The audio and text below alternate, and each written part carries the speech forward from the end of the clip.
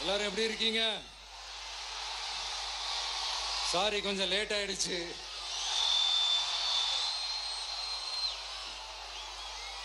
திருச்சியில் காலையில் பேசினப்போ அங்கே ஒரு மைக் ப்ராப்ளம் இருந்தது.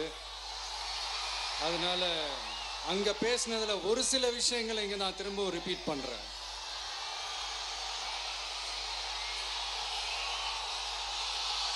அந்த காலத்தில் போருக்கு போகிறதுக்கு முன்னாடி போரில் ஜெயிக்கிறதுக்காக குலதெய்வம் கோயிலுக்கு போய் சாமியை கும்பிட்டு தான் போருக்கு போவாங்களாம்.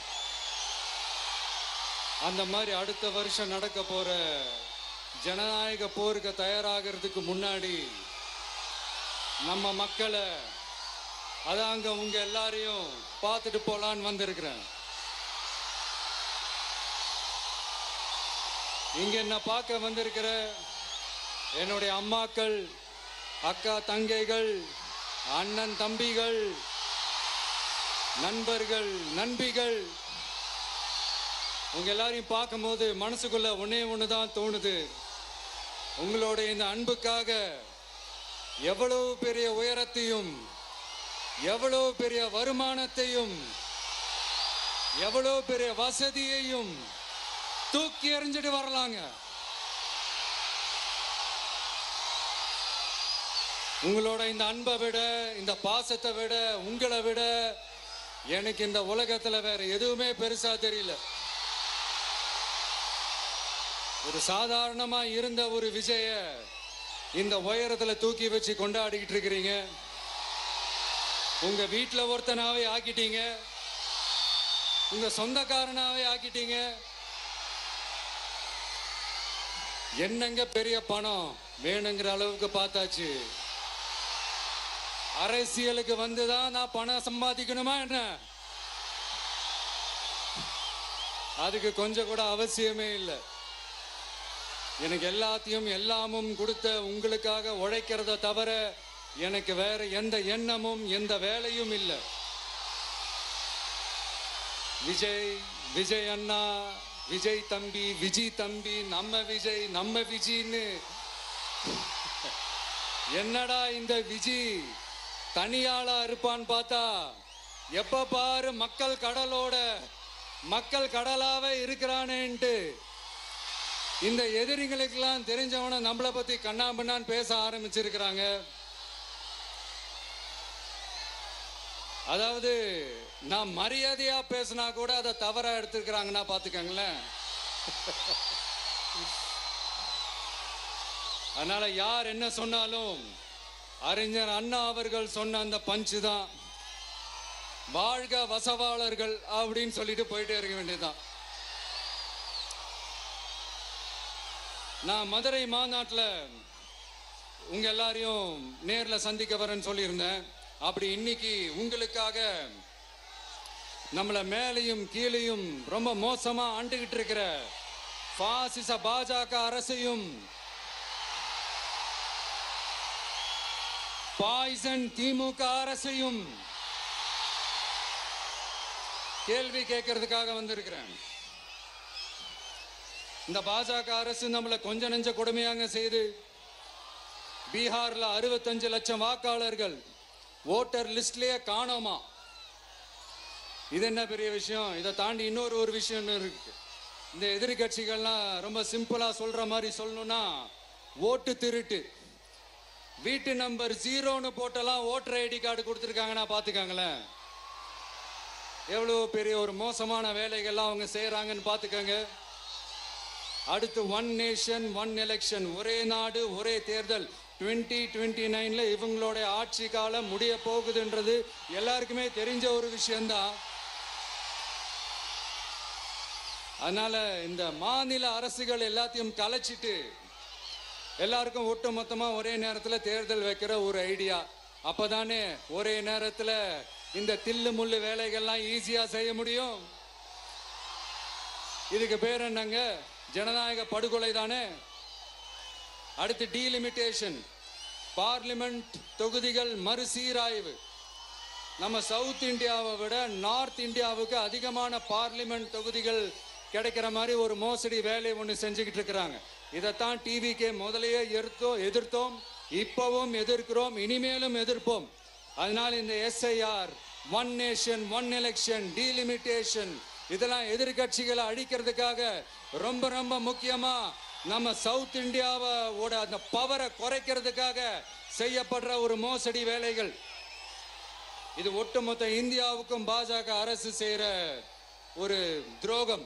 சரி, பாஜக அரசு தான் நமக்கு துரோகம் செய்யறாங்கன்னு பார்த்தா இங்க திமுக அரசு நம்மள நம்ப வச்சு ஏமாத்திக்கிட்டு இருக்கிறாங்க.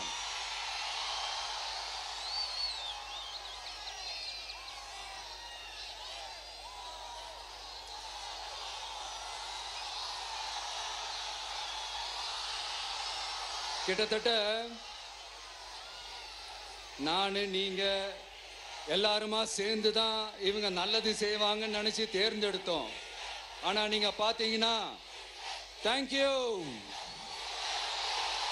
ஐ லவ் யூ,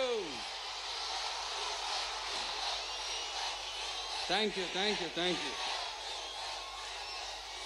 நீங்க பாத்தீங்கன்னா ஒரு 505 தேர்தல் வாக்குறுதிகளை நமக்கு தமிழ்நாட்டு மக்களுக்கு கொடுத்தாங்க. அதுல எத்தனை வாக்குறுதிகளை இந்த திமுக கவர்மெண்ட் நிறைவேற்றிருக்கு? முக்காவாசி வாக்குறுதிகளை கூட நிறைவேற்றாம எல்லாத்தையும் நிறைவேற்றிட்டோம் இப்படி கொஞ்சம் கூட மனசாட்சியே இல்லாம இப்படி கதை விடுறீங்களே மை டியர். வேணாம் வேணாம் வேணாம் வேணாம். உங்களுக்கு தான் ஆசையா பாசமா கூப்பிட்டா பிடிக்க மாட்டேங்குது. இப்படி கதை விடுறீங்களே மை டியர் சிஎம் சார்.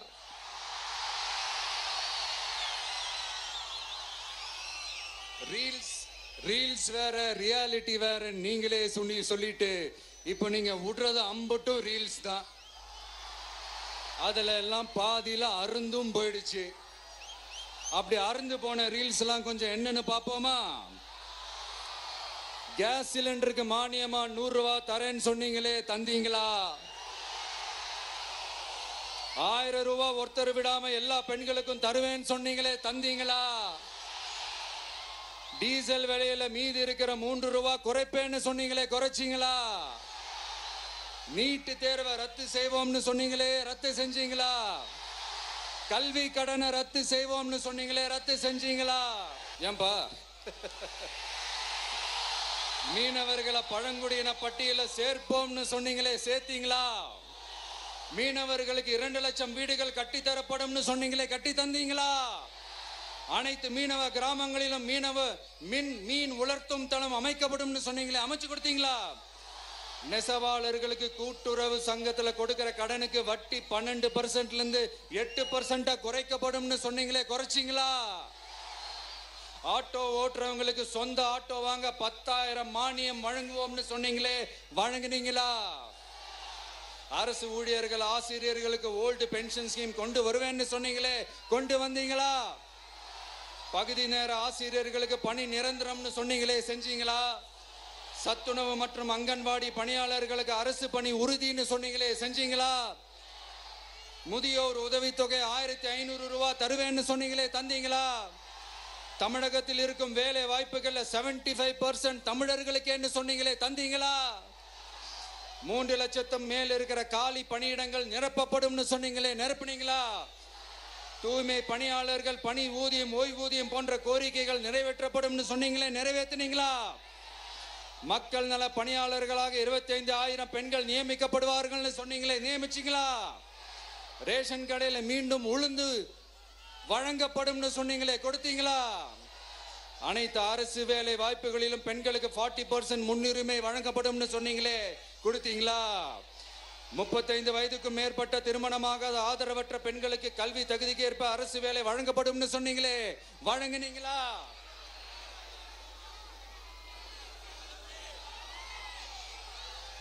வகுப்பு வாரியத்தின் கோரிக்கைகள் பரிசீலிக்கப்பட்டு மேற்கொள்ளப்படும் சொன்னீங்களே, செஞ்சீங்களா? அரசு வீட்டு வசதி மற்றும் குடிசை மாற்று வாரிய வீடுகளில் மாற்றுத்திறனாளிக்கு ஒதுக்கீடு செய்யப்படும் சொன்னீங்களே, செஞ்சீங்களா? இலங்கை தமிழர்களை காப்பாற்ற ஒரே தீர்வு பொது வாக்கெடுப்பு தான், அதை நடத்த வலியுறுத்துவோம்னு சொன்னீங்களே, செஞ்சீங்களா? இப்படியே நம்ம கேள்வி கேட்டுக்கிட்டே இருக்க வேண்டியதுதான். இவங்க கிட்ட இருந்து எந்த பதிலும் வரப்போறது இல்ல. ஏன்னா இருந்தாதானே. அதனால நான் உங்களை கேட்கிறேன், செய்வோம் செய்வோம் செய்வோம் செய்வோம்னு சொன்னாங்களே, செஞ்சாங்களா? சத்தமா சத்தமா? மை டியர், வேணாம் வேணாம் வேணாம். அப்படி கூப்பிட்டா, ஆசையா பாசமா கூப்பிட்டா அவங்களுக்கு பிடிக்க மாட்டேங்குது. அதனால கேக்குதா மை டியர் சிஎம் சார்? அவங்க பண்றது துரோகம்னா நீங்க பண்றது நம்பிக்கை மோசடி. இது ரெண்டுமே ஒண்ணுதான், ரெண்டுமே ஏமாத்து வேலைதான், இது ரெண்டுமே ஜனநாயக குற்றம் தான். இப்படி ஏமாத்துறதுல இவங்க ரெண்டு பேருமே ஒரே வகைரா தான்.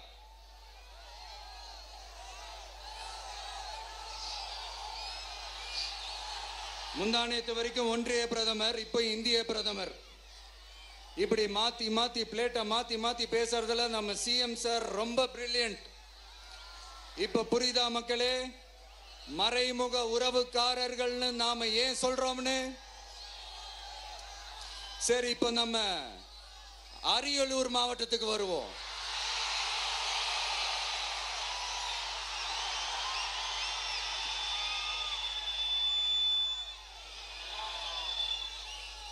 தமிழகத்தோட வறட்சியான மாவட்டங்களை முதல் வரிசையில காலங்காலமா இருக்கிற மாவட்டம் தான் நம்ம அரியலூர் மாவட்டம்.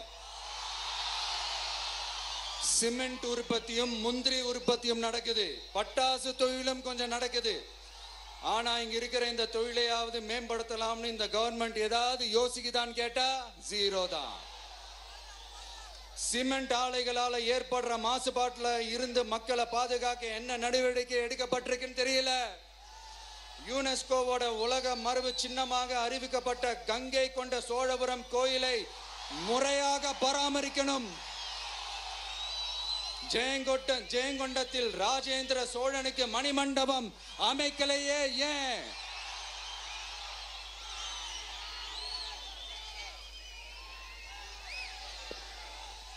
மருதையாத்தோட குறுக்க வாராணவாசி தடுப்பணை கட்டுறதை பத்தி 4 வருஷமா கண்டுக்கலையே ஏன்? அரியலூர்ல இருந்து ஜெயங்கொண்டான் காட்டுமன்னார் கோயில் வழியாக சிதம்பரத்துக்கு ரயில்வே வழித்தடம் அமைக்கணும்ன்ற கோரிக்கை என்னாச்சுன்னு தெரியல. ஜெயங்கொண்டத்திலிருந்து கும்பகோணத்திற்கு ரயில்வே வழித்தடம் அமைக்கணும்ன்ற கோரிக்கை என்னாச்சுன்னு தெரியல. அரியலூர்னாலே முந்திரி உற்பத்தி தான் பிரதானம், அதனால முந்திரி தொழிற்சாலை அமைக்கணும்ன்ற கோரிக்கை என்னாச்சுன்னு தெரியல. இந்த மாவட்ட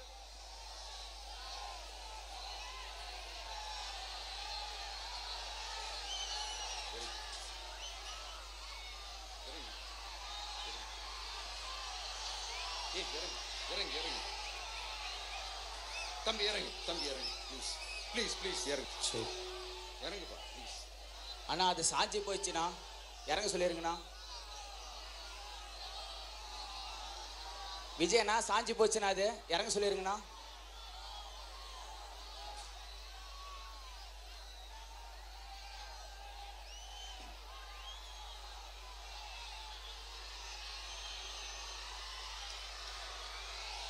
ஹலோ பிரதர் சார், அவரை இறங்க சொல்லுங்க ப்ளீஸ்.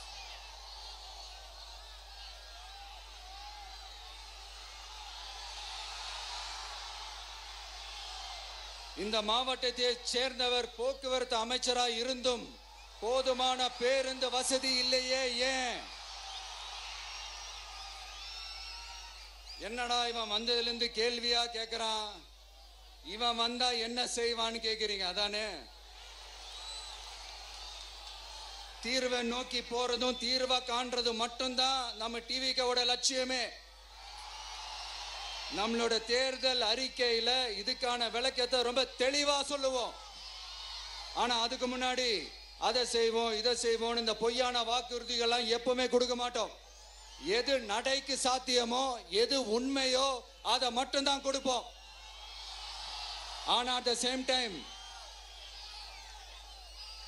மருத்துவம், குடிநீர், ரேஷன், கல்வி, அடிப்படை சாலை வசதி, மின்சாரம், இந்த மாதிரி அடிப்படை விஷயங்கள்ல நோ காம்ப்ரமைஸ். பெண்கள் பாதுகாப்புல சட்டம் ஒழுங்கு பாதுகாக்கிறதுல நோ காம்ப்ரமைஸ். சிம்பிளா நம்மளுடைய விஷன் என்னன்னு சொல்லணும்னா, ஏழ்மை வறுமை இல்லாத தமிழகம்,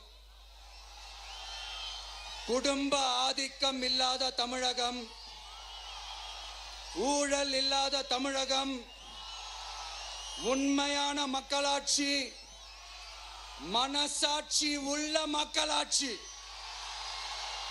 கான்பிடண்டா இருங்க, நல்லதே நடக்கும், வெற்றி நிச்சயம். மீண்டும் சந்திக்கும் வரை நன்றி, வணக்கம்.